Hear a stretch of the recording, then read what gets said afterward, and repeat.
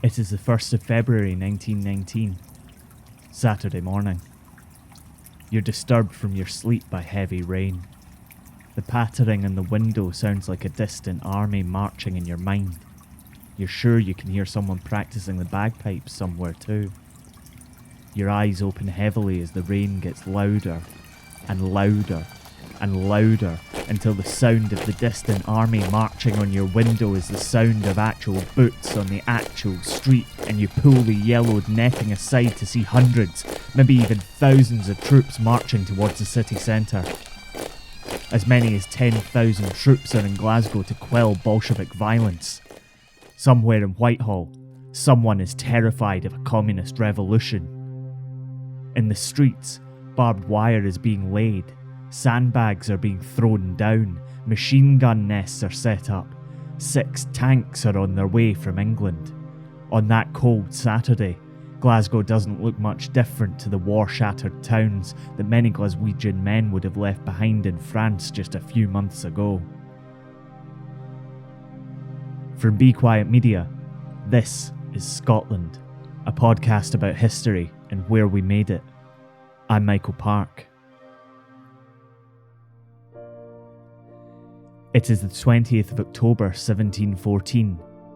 It is King George I's coronation day, and His Majesty has got the fear. Word has reached him that there are riots in towns throughout England, on what should be a day of national rejoicing.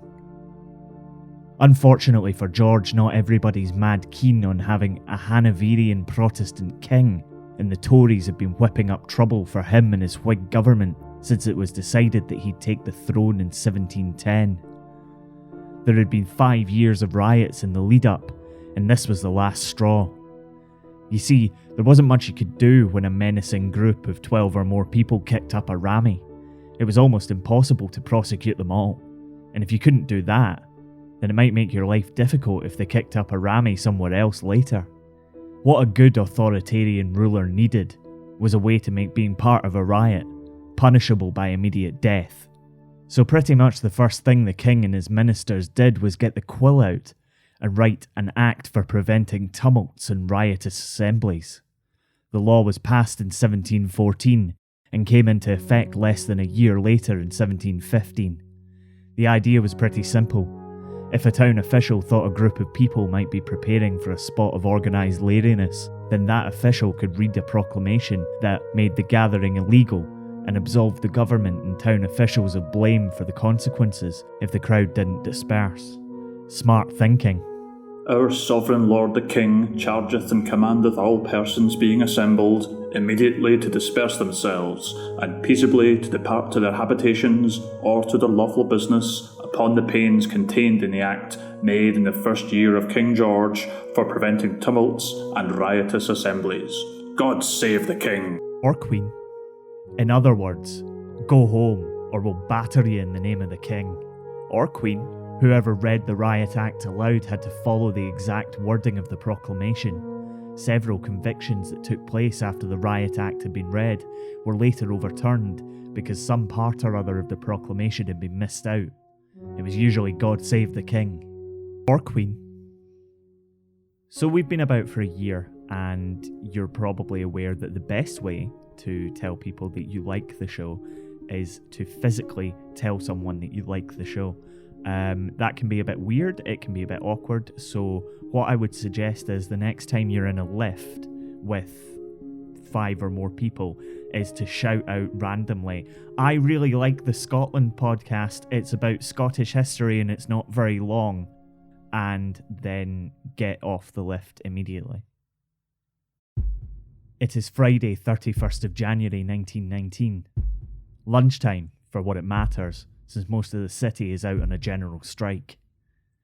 A colleague will later describe Sheriff Mackenzie as being in a highly excitable state as he looks out at more than 20,000 people rammed into Glasgow's George Square.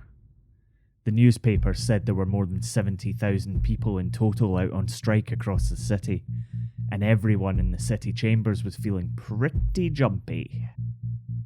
2 leaders of the striking workers, Neil McLean MP and Davy Kirkwood, are inside the city chambers, hearing the response to the workers' petition for a shorter working week. The others, Manny Shinwell and Willie Gallagher, are outside, addressing the assembled masses in the square as a tram rolls in, trying to keep to its route. But 25,000 people-ish, no one was doing a head count, blocked its path. Its bell sounded above the tumultuous crowd, and furious people, angry at the sudden introduction of a giant electric bus into an already crowded situation, lost the heed a wee bit and began trying to impede its progress. That's when things kicked off. The police, there were only about 200 of them, charged the crowd and began indiscriminately beating people with their truncheons. The crowd fought back, pushing the outnumbered police back. Sheriff Mackenzie was out like a shot, with the Riot Act clutched in his hand. This was his moment to impose law and order on the huddled masses of the Glaswegian working class. This would put them in their place. He stormed onto the steps and proudly unfurled the paper. "Our sovereign lord the king chargeth and commandeth all persons being assembled immediately to disperse themselves and peaceably to depart to their habitations." If you throw a bottle just the right way, it whistles a wee bit as it flies through the air. If you aim it right, you might even hit the Sheriff of Glasgow, sending him to the deck and the Riot Act to the wind. Things had been tense for months. During the First World War, the banks of the River Clyde were a cacophony of industry as men and women worked around the clock to churn out the unfathomable amounts of munitions needed to fight a mechanised war. But after the war ended in November 1918, men coming home from the front were unable to find work, while those who had found employment on the Clyde during the war years were irked at still having to work a 57-hour week after the insatiable demand for killing machines had disappeared. The Clyde Workers' Committee, a group of shop stewards who stood up for workers' rights on Clydeside, and the Clydeside Independent Labour Party saw the solution as being a 40-hour working week. That would provide a better standard of living for those in work, and enough hours to provide jobs for those returning from the front. The captains of industry didn't agree. The CWC called a strike, demanding a change to a 40-hour week for all workers on the Clyde. 70,000 people joined a 4-day strike, and the CWC and ILP submitted a petition to the council with their demands. On the 29th of January, representatives of the Clyde Workers' Committee met with the Lord Provost, asking him to deliver their message to Parliament. They informed the Provost that drastic action would be taken if their demands were not heard. This was not barricade building talk. They were planning more widespread picketing. If the strike has not been settled by the end of this week, we would not hesitate to stop every tramcar, shut off every light, and generally paralyse the business of the city. That's what brought 25,000 people to the steps of the city chambers on that Friday lunchtime. A petition, a request, asking for fairer working conditions and hours for people who had given their youth and their innocence on the battlefields of Belgium and France in the name of the king, or something. Many of Glasgow's police force were still called up to the army and still on active military duty. They weren't an effective deterrent to anyone trying to start a riot. By the time the fighting started and the iron railings that were once on George Square were being pulled up to make makeshift defences against police baton charges, the powers that be weren't thinking about the king. They were thinking about his Russian cousin, who had been shot in a basement by communist revolutionaries less than 2 years earlier. The establishment were jumpy. A Bolshevik uprising could happen here. It could be happening right this second.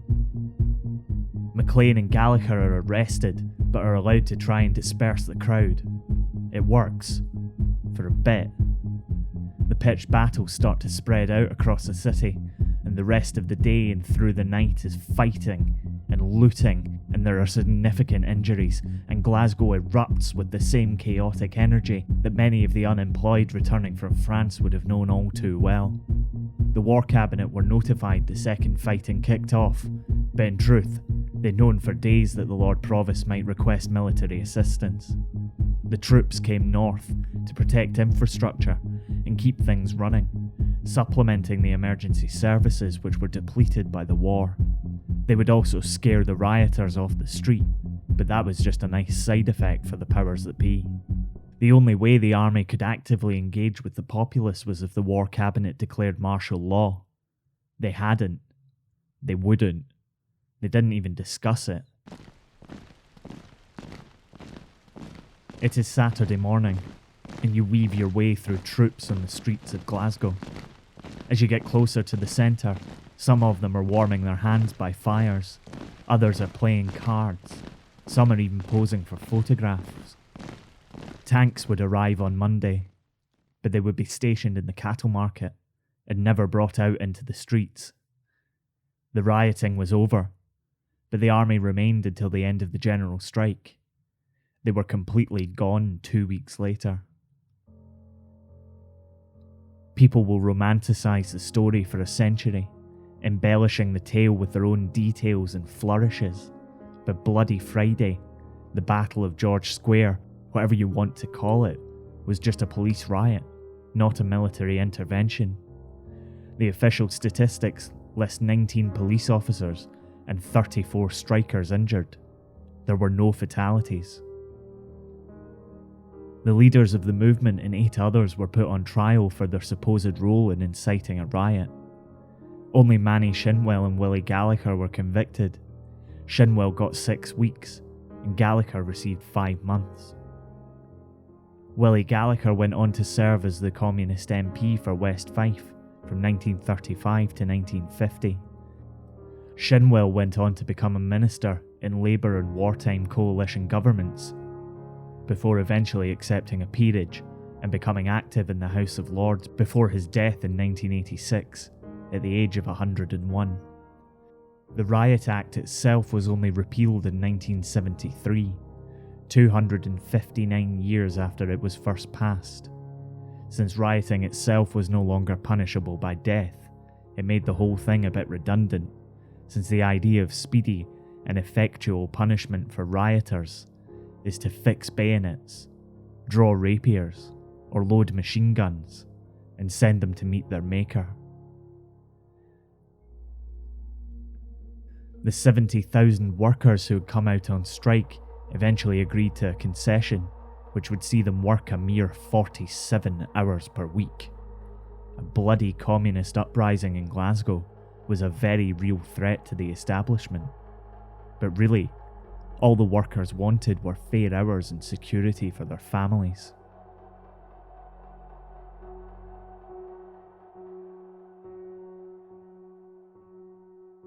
You've been listening to Scotland.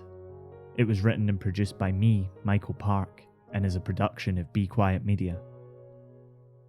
Thank you to Dr. Gordon Barclay and Sarah Kelly for their support on the original version of this episode.